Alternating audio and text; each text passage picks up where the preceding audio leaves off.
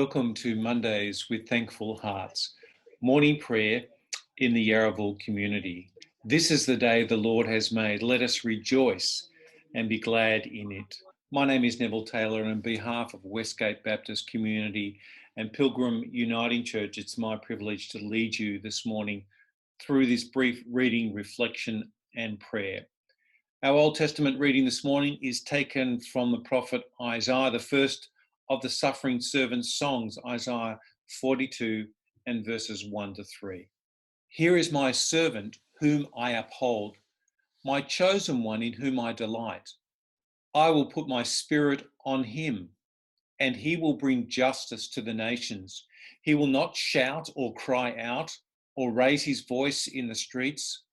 A bruised reed he will not break, and a smouldering wick he will not snuff out. In faithfulness he will bring forth justice. Port Arthur is a penal settlement on the Tasman Peninsula. I was there with a tour guide and small group, and we were being shown around, and eventually we were ushered into what was used as a form of punishment for the convicts. They would be placed inside this isolation cell, and as we were standing there, it had only been for about a minute when the tour guide closed this massive door, and as the door closed, there was this crushing weight of darkness. It was completely disorientating, and you could soon understand how convicts would go completely mad if they were kept there for any time. The nation of Israel was in a desperately dark place. They were isolated, they were lonely, they'd been forcibly removed from their homeland, they were dragged into servitude by a ruthless and a foreign power. They were desperate for any sign of some glimmer of good news or of hope or of light. And it's into this that the prophet Isaiah speaks a word of hope in Isaiah chapter 42. The welfare of this dispirited group of slaves was not the concern of anybody. Certainly the weak and the disadvantaged had little hope. It was a dark cell of despair. In Isaiah's first song here, the prophet talks about a person who would reach out to those who were hurting, a bruised reed, to those who were advanced in years, those who were sick, those who were in a weakened state of life, those who were a smouldering wick. The words spoken at the baptism of Jesus are a clear allusion to Isaiah 42.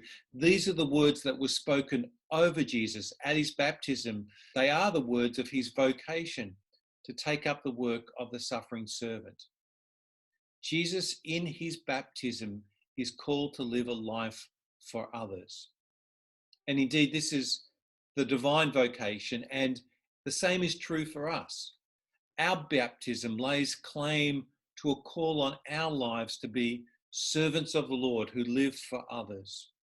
The way God's servants carry out this mission will be through suffering love, through gentleness, through weakness, bringing light and liberation to the oppressed, and empowering God's new age of righteousness.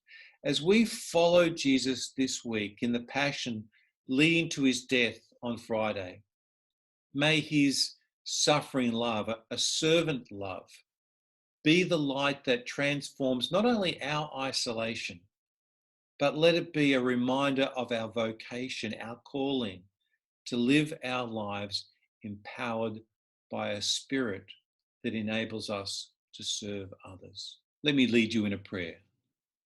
Gracious God, grant us humility which seeks to serve, a servant heart which seeks to lift up, to reach out to those who are hurting, to be mindful of supporting those who are advanced in years, those who are sick or are struggling in despair, in darkness. As we move toward Good Friday, may it reaffirm our calling towards service for love's sake. Amen.